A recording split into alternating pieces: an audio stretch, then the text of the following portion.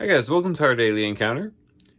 As we continue in John chapter 4, we see the Samaritans' response to the woman at the well who comes bringing this message about a man who told her everything that she had done.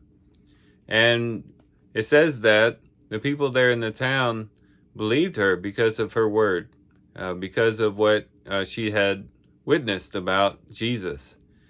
And then they asked Jesus to stay with them, and Jesus stays for 2 days. And then they respond in this way after having spent time with Jesus. It says, "It is no longer because of what you said that we believe, for we have heard for ourselves and know that this one is truly the Savior of the world."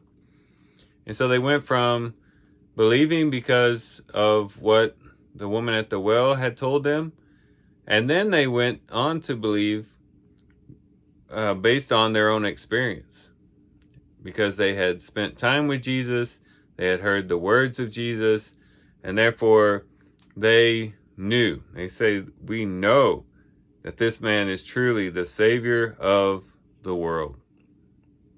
And so we can see how they went from belief because of what they heard, but then going on to spend time with Jesus, listening to his word, and having that faith really solidified and strengthened by the time Jesus leaves town.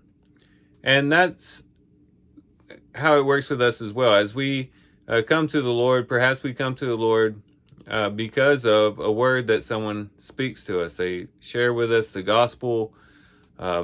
Maybe it's through reading the scriptures and reading these eyewitness accounts of Jesus's life, or whatever it might be. But we hear the word from someone, and we read the word from someone, and we believe based on their testimony.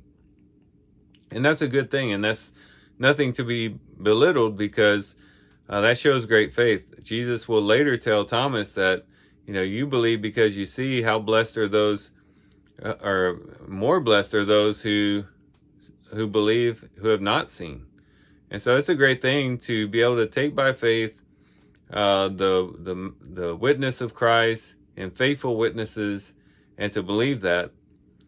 But we can even strengthen that and solidify that as we then spend time with Jesus and as we listen to his words.